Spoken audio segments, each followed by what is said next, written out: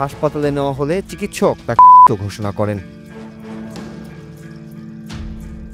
নিহত মামুনের নাম একসময় রাজধানীর অপরাধ জগতের শীর্ষে উচ্চারিত হতো। তিনি চিত্রনায়ক সোহেল চৌধুরী ও সাবেক সেনাপ্রধান আজিজ আহমেদের ভাই সাইদ আহমেদ টিপু মামলার আসামি ছিলেন।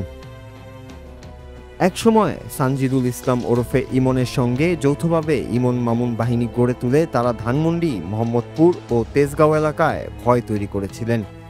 কয়েক মাস আগে জামিনে মুক্তি পাওয়ার পর ফের আলোচনায় আসেন মামুন।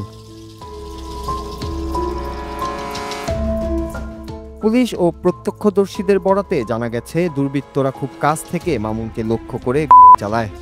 ঘটনাস্থলেই তার মৃত্যু হয় বলে ধারণা করছে পুলিশ। নিহতের কাছে পাওয়া পরিচয়পত্রে তার নাম পরিচয় মেলে।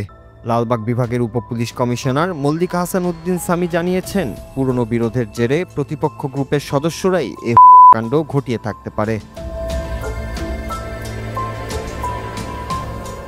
নিহতের স্ত্রী বিলকিস আক্তার জানিয়েছেন, সকালে আদালতে হাজিরা দিতে বাসা থেকে বের হয়েছিলেন মামুন। এরপরই ফোনে স্বামীর মৃত্যুর খবর পান তিনি। তার দাবি, শীর্ষ সন্ত্রাসী সানজিদুল ইসলাম ইমনের লোকজনই পেছনে রয়েছে, কারণ এর আগেও তারা একাধিকবার হত্যার চেষ্টা করেছিল। পুলিশ বলছে তার কারণ ও জড়িতদের শনাক্তে তদন্ত চলছে।